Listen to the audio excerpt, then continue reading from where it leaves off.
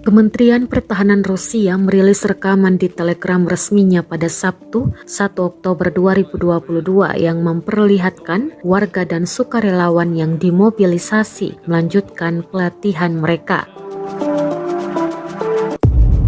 Rekaman yang ditampilkan dalam mata pelajaran pelatihan tempur di tempat pelatihan di area belakang operasi militer khusus. Dalam keterangan unggahan disebutkan, selama koordinasi pertempuran, personel militer menguasai senjata dan peralatan militer, mengasah keterampilan menembak mereka dari senjata standar, belajar mengemudi tank, kendaraan tempur infanteri, pengangkut personel lapis baja sebagai bagian dari unit.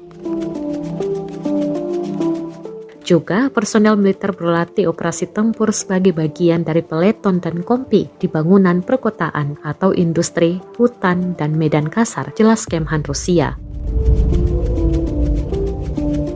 Setelah melakukan koordinasi tempur, unit akan mulai melakukan tugas untuk mengontrol dan mempertahankan wilayah yang dibebaskan, bertindak sebagai bagian dari unit cadangan dan penguatan. Diketahui sebelumnya, Rusia mengumumkan kebijakan mobilisasi parsial untuk menambah kekuatan pasukan yang saat ini sudah berada di Ukraina.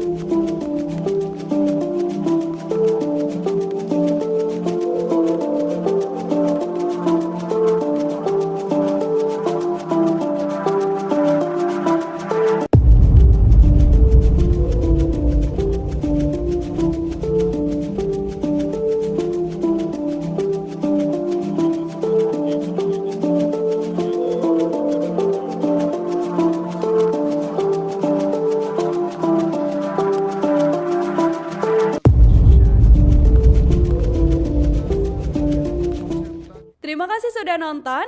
Jangan lupa like, subscribe, dan share ya.